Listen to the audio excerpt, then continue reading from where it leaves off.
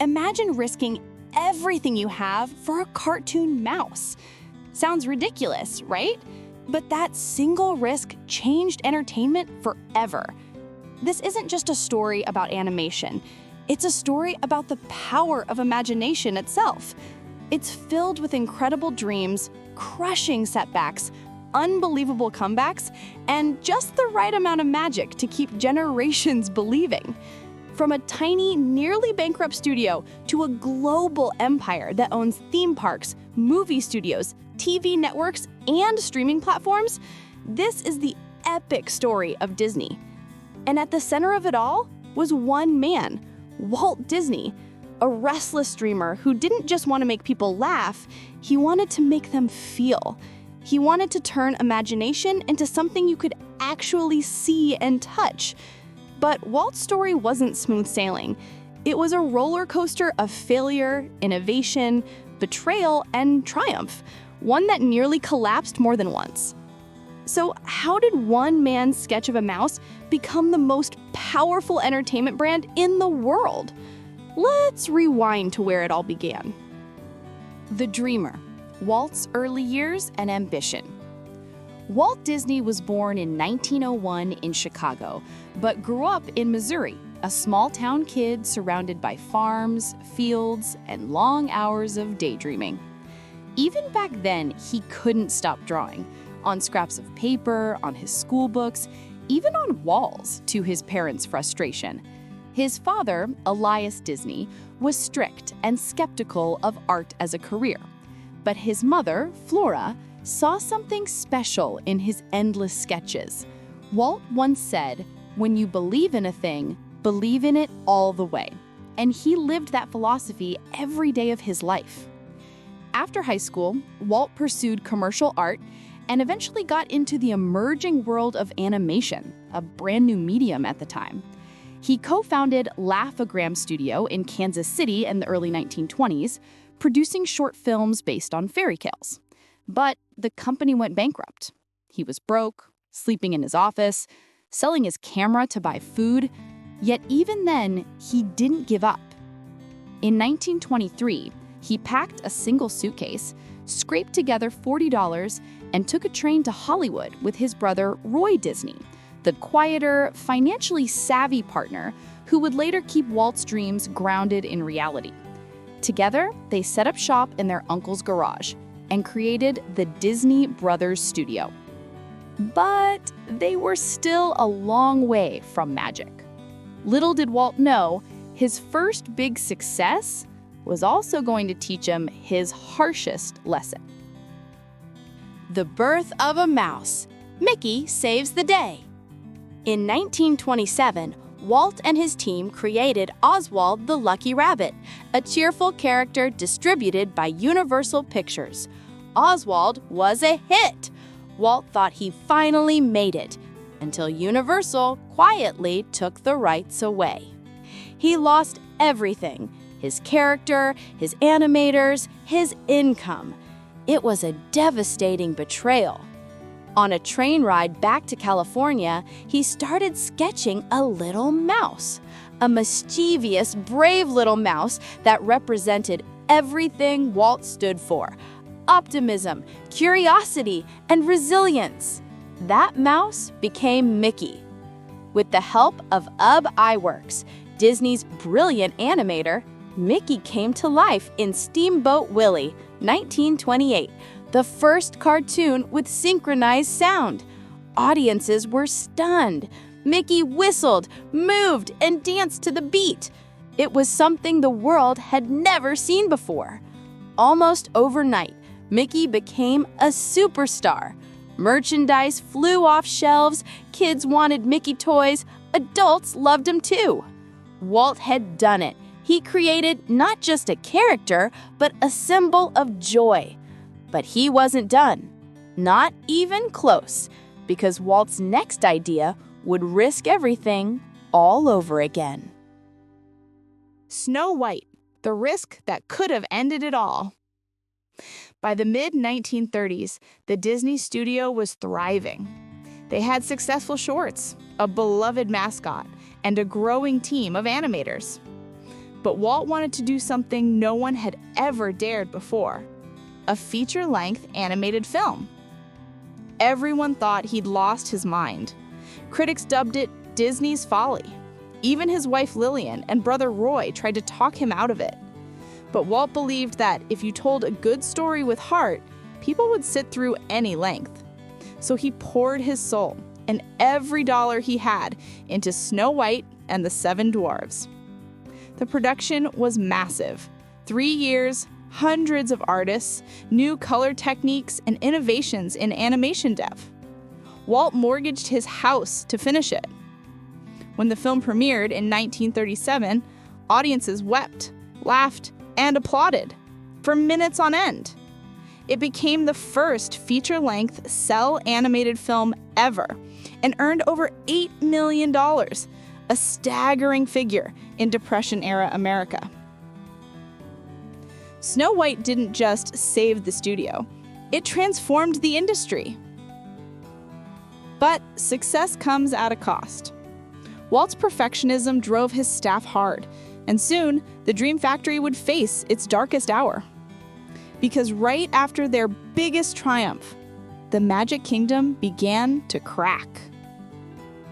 Struggle years, war, strikes, and hardship.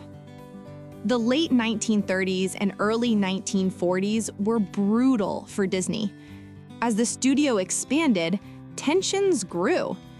Animators worked long hours for little pay, and Walt, though beloved, was demanding. In 1941, frustration erupted into the Disney animators' strike. It shattered morale and strained relationships. Some of Disney's best talents left permanently. Then came World War II. The global market collapsed and foreign revenue dried up. The US government commissioned Disney to make propaganda and training films, keeping the lights on but stifling creativity. Movies like Bambi, 1942, and Dumbo, 1941, kept hope alive, but profits fell. The studio was barely breaking even. After the war, Walt felt lost. The magic seemed dimmer. His cartoons weren't connecting the way they used to. He needed something new, something bigger than film.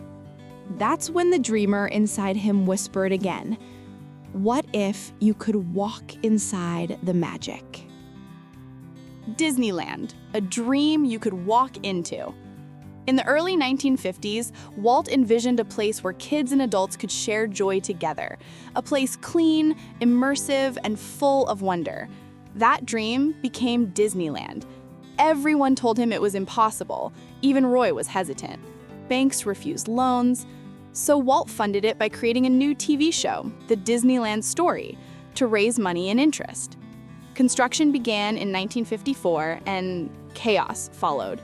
Workers raced to finish rides, painters coated structures hours before opening, and the plumbing strike forced Walt to choose between running toilets or water fountains.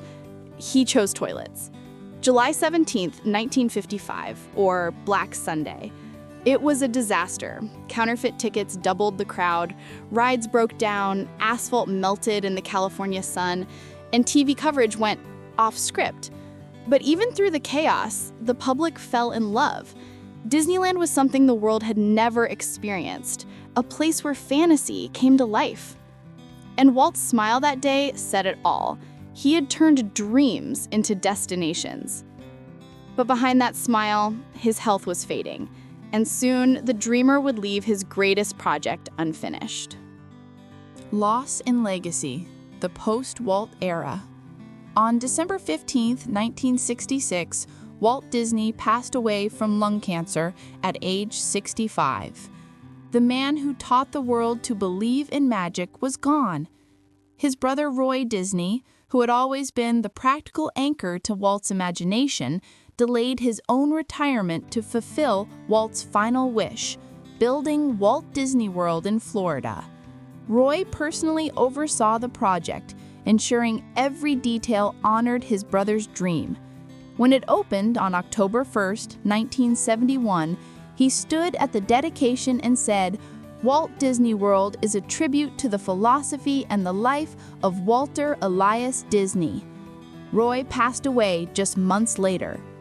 Without the Disney brothers, the company struggled. The 1970s and early 1980s were directionless years. Disney made films like The Rescuers and The Fox and the Hound, but the magic felt diluted. Rival studios like Don Bluth Productions were outshining Disney in animation. The parks were aging. The company even faced a hostile takeover attempt. It looked like the dream might die with its creator. But in true Disney fashion, the magic wasn't gone. It was just waiting for its next act. The Disney Renaissance, a resurgence of magic. Enter Michael Eisner, a former Paramount executive, and Jeffrey Katzenberg, a sharp creative producer. Together, they sparked a revival that would become known as the Disney Renaissance. From 1989 to 1999, Disney released a string of hits that redefined modern animation: The Little Mermaid, Beauty and the Beast, Aladdin, and The Lion King. Each film combined breathtaking animation, unforgettable music by Alan Menken and Howard Ashman, and timeless storytelling. For the first time since Walt's era, the studio felt alive again. Beauty and the Beast even became the first animated movie ever nominated for Best Picture at the Oscars. Theme parks expanded worldwide: Tokyo, Paris, Florida. Disney was no longer just an animation studio. It was a lifestyle. Yet, behind the curtain, tensions brewed. Katzenberg left after clashes with Eisner, but even so, Disney had proven it could rise from the ashes. The 1990s cemented Disney as a global cultural force. But what came next would transform it from a studio into a media empire. The modern empire: Pixar, Marvel, and beyond. As the 21st century dawned, Disney faced new challenges. Traditional animation was fading, and computer graphics were taking over. Enter Pixar, founded by Steve Jobs, John Lasseter, and Ed Catmull, pioneers of 3D animation. After years of collaboration, Toy Story, Finding Nemo, and The Incredibles, Disney fully acquired Pixar in 2006, blending Disney's legacy with Pixar's innovation. Then came bold moves. Marvel, acquired in 2009, brought superheroes like Iron Man and the Avengers into the Disney family. Lucasfilm, 2012, added Star Wars and Indiana Jones. 21st Century Fox, 2019, expanded Disney's reach into global television and adult entertainment, including Avatar and The Simpsons. In 2019, Disney launched Disney Plus, a streaming platform that took the world by storm, home to Marvel, Pixar, Star Wars, and classic Disney all in one place. But even with success, the challenges keep evolving. Creative shifts, streaming wars, and changing audience expectations test whether Disney's magic can keep shining in a modern world. Yet, through every era, hand-drawn cartoons, theme parks, blockbusters, and streaming screens, one thing remains: Disney's belief in storytelling that touches the heart. Because as Walt himself said, it all started with a mouse.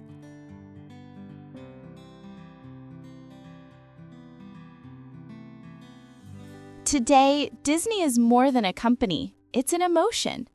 It's the first movie we watched as kids, the first theme park we dreamed of visiting, the stories we still quote years later. It's proof that imagination, when mixed with courage, can move the world.